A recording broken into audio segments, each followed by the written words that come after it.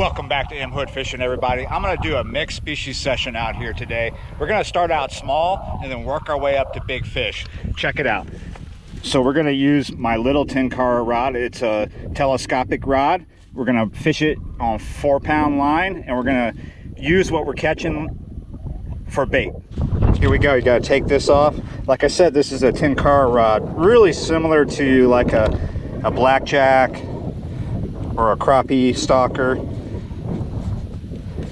This is only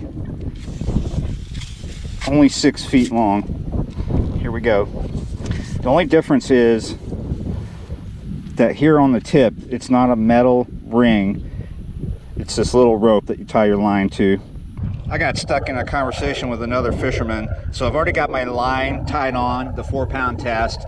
These are really bendy rods, so you don't necessarily want to start out with your line being the same length as the rod, because when you play the fish in, it's going to bend, and look at that. Where your bait, where your fish is, where my hand is really far, and it's going to be hard to land the fish.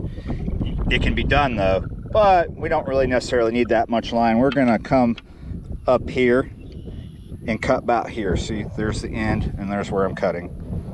All right, I'm going to use a size 6 Aberdeen.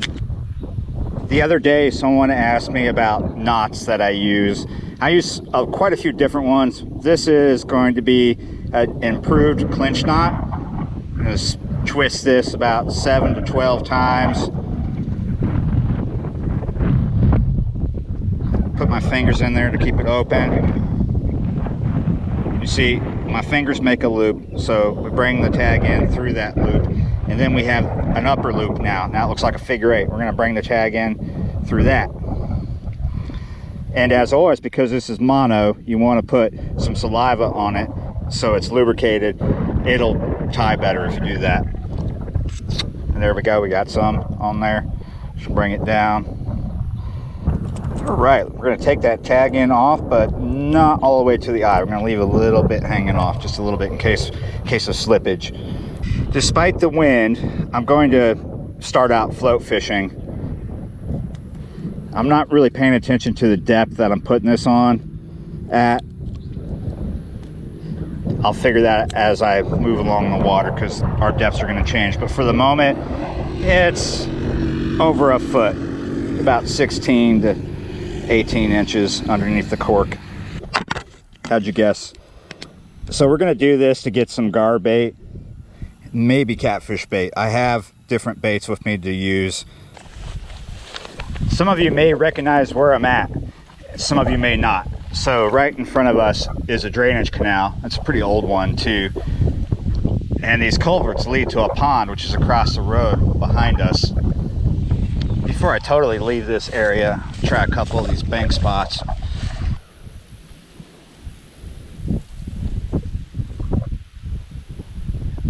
Oh, there was a bite. This wind is getting worse. Oh, we got a fish. Got bait. First species on the board. I believe that's a red spotted. It is time to work my way towards where I want to fish for gar at. I'll tell you, weather apps these days are just sucking, becoming unreliable.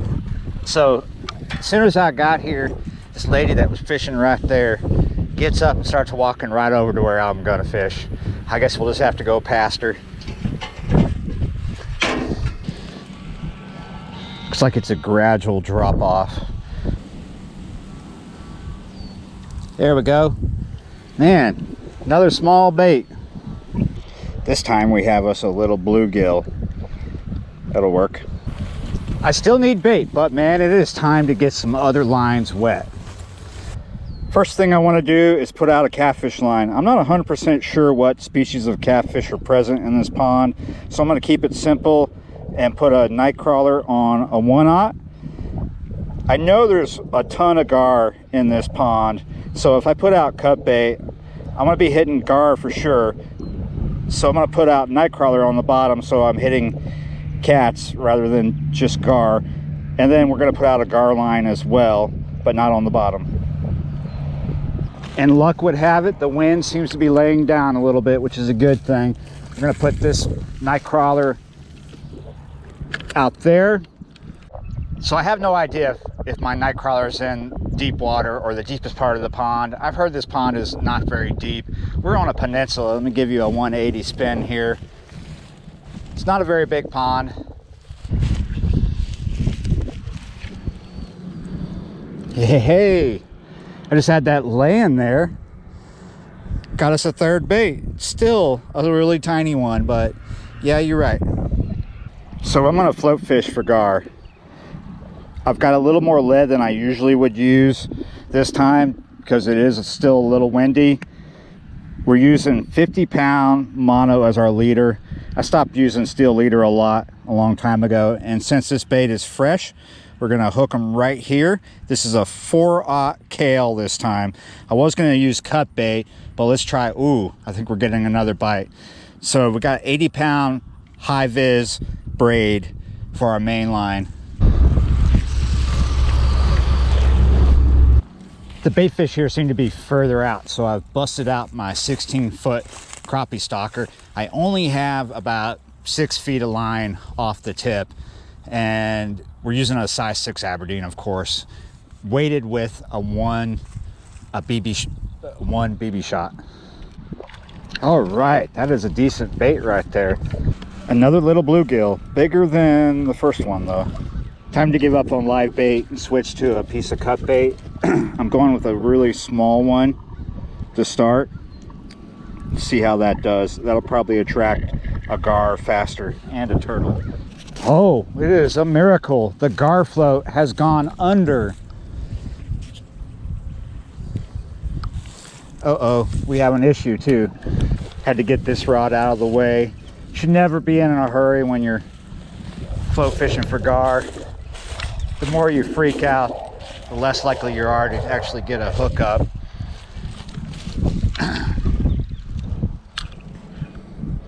Oh, look at this. He has brought that float like about 30 feet from where it was, closer to us. So that means we have a lot of line. I mean, the float is right here. It was way over there, pretty much out of your sight. He's still with us, but we have to gain on him. We have to pick up a lot of line.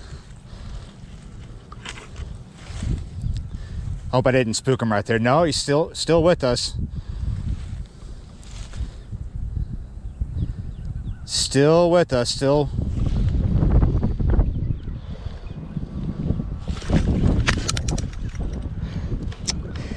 Sometimes it works, sometimes it doesn't. Don't worry, I'm okay. I didn't get hurt. It didn't actually impale me. It was just hanging off my skin. For the third time in a row, I brought the night crawler line up with no bait. I'm gonna try putting out a little piece of bluegill gut pocket on this 1/0. Might get harassed by gar, but might pick up something. There's gotta be catfish in here. I'm pretty sure it's gonna be bullhead. There could be channel cat. There are flatheads in the canal that connects with this. I just put this back out over in that corner and it's already gone under. I have no idea what's up, but what I do know is that the line needs to come out of this hyacinth. It was laying on top of it. Here we go, got it out. Have no idea where the float is. It only just hit the water like a few seconds before it went under. This would be my third pickup by a gar, my third run on a gar the whole time I've been here.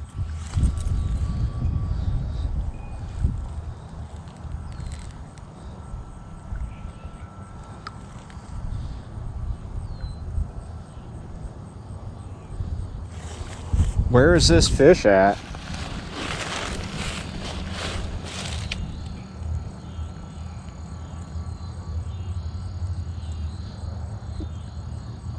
I do not see the float. He's not moving the line. Not that I can see. No.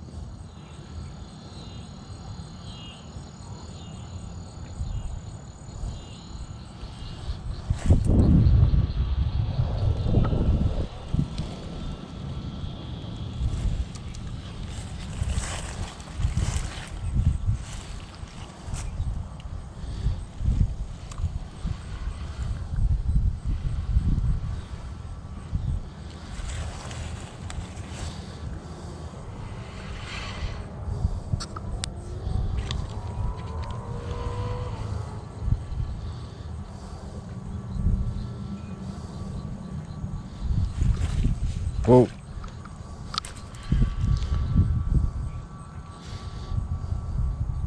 He's still with us. He's right in front here. It's not a very big gar. Just gave him a nice little strike. He's still with me. Let's strike again. He's either hooked up or being very stubborn, not wanting to let go. Is this even a gar? What is this? It's not acting like a gar. That's because it's not a gar. Oh, my goodness. Yes, it's a video. It's not a gar, but what did I tell you? Bullhead. And I didn't get it on the actual line I had set out for bullhead. I'm sitting here jerking on this fish thinking it was a gar. Man, I'm sorry, buddy. These bullheads, come on, man. Woo. These bullheads here always cause a big argument amongst people. I'm gonna say yellow bullhead, and I bet a bunch of people are gonna say black bullhead. I'm looking at the barbels, and they're not fully black. That's one way. You can count its anal fin, so I'm not counting anything right now. But yeah, you can have yellow bullhead that look all black, and then black bullhead that are all yellow, and then vice versa. So it's one of the two. I'm not the biggest expert on which bullhead it is. I think it's a yellow bullhead, could be a black bullhead. It's a going back home bullhead. Whoa!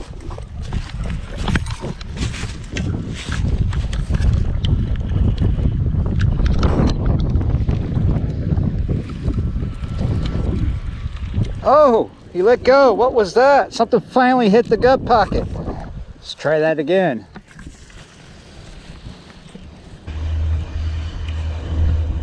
I was just picking this rod up because I'm done. This wind has got me not happy, and I'm hauling in a fish. Didn't even know it was there because I couldn't see the float. But look at this. I might not be done now. Oh, it's a whopper of a bullhead. Look at that. What a whopper. Yellow or black, yellow or black, I don't really care. Look how yellow this one is compared to the first one I pulled out. Are there two different kinds in here? It's a possibility, right? Look how he's much more yellow with a little mottled black to him. Quite a few bullhead here. Look how big his head is. You see my hand? See his head? Don't worry, I'm holding him in a safe way. I've got his fins pinned back. There you go. I think instead of totally calling this, we'll just change positions. Let's go try the canal. We might be out of the wind if we go there. Check it out, spot number 2. We're on a bridge. Now, this bridge goes over the Barrier Road Canal. Barrier Canal is actually what it's called. But it leads to a military base. If you look right here, you see the red lights. That's the back gate. No one comes across this bridge at this time of night, so you can totally fish off of it. If this is a bullhead night, then this bridge is definitely going to be a bullhead spot, because that's about all I've caught off this bridge late at night, besides the odd panfish. So I think this is a total bullhead video by now. At this point, I've only got one line out. It's the Nightcrawler line. That's 25-pound test. The other one, like I said before, is 80-pound braid. This is mono high vis. I could put out a cut bait line, but it'll be tricky trying to play a gar in, even though, you know, maybe we wouldn't get hit by a gar. Maybe it would just be bullhead. Well, let me tell you, playing a bullhead on 80-pound braid is not really fun. I see a lot of glowing golf balls in this canal.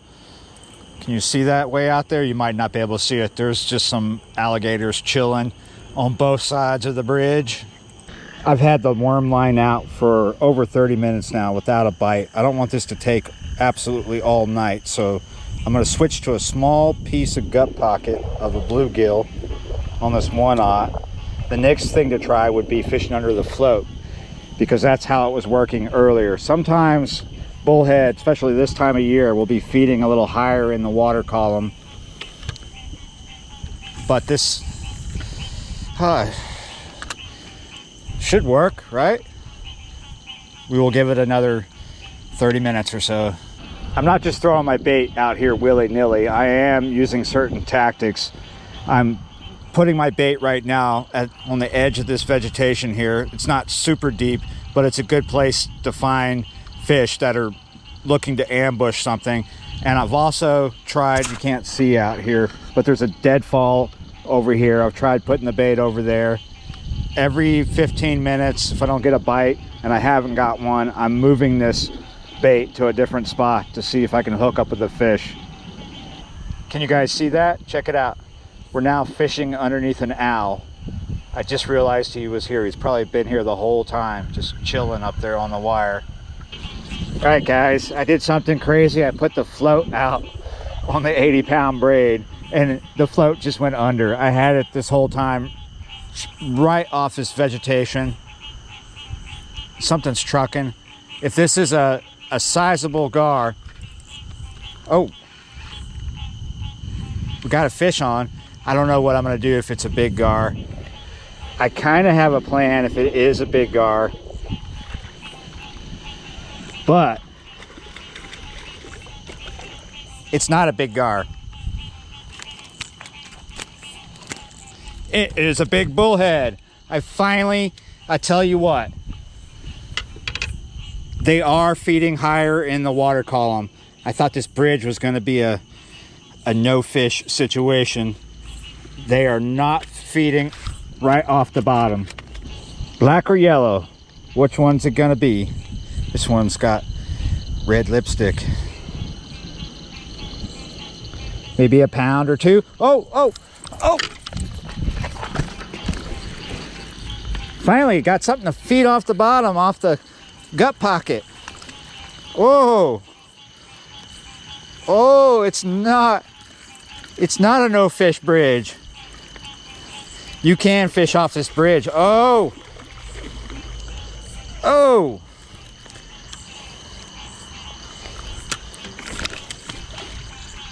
let me see if I can get this fish in, because this is not a bullhead, and this is on the 25-pound test.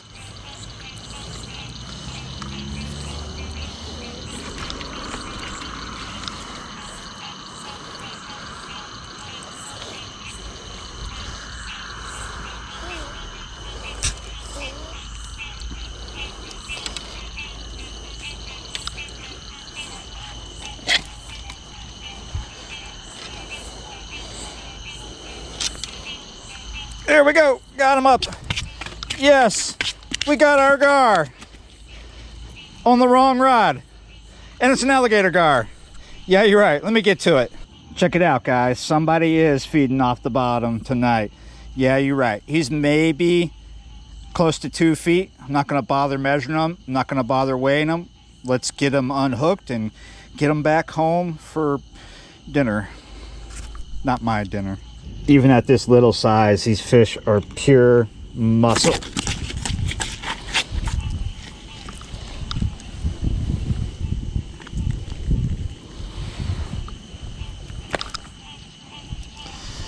Yeah, you're right. Not a big fish at all, but we got our gar. We got our gar, and it's not even 10 o'clock yet. All right, Mr. Gar.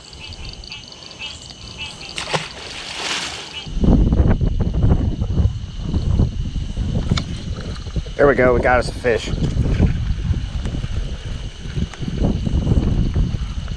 Don't know what this fish is yet, but we got a fish, and it might be the last fish. It is coming up on 10:30.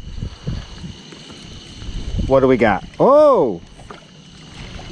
Dang it, we got spaghetti.